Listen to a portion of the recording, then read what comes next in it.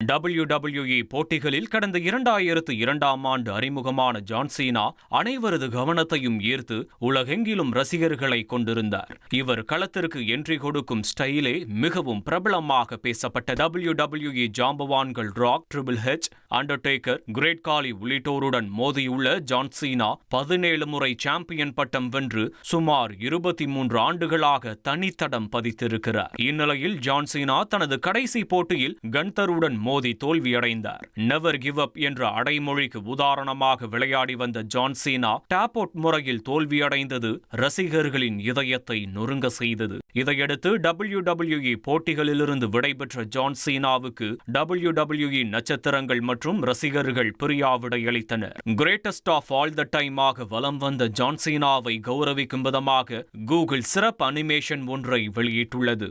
Thank you சீனா என WWE உருவத்துடன் video வெளியிட்டுள்ள WWEயில் மட்டுமின்றி ஹாலிவுட்டிலும் கலக்கிய John Cena Fast and Furious, the Suicide Squad உள்ளிட்ட படங்கள் மூலம் ரசிகர்களின் மனதில் நீங்கா இடம் பிடித்துள்ளார். WWE ஓய்வை தொடர்ந்து மீண்டும் ஹாலிவுட்டில் ஜான் சீனா கவனம் செலுத்த உள்ளதாக தெரிகிறது.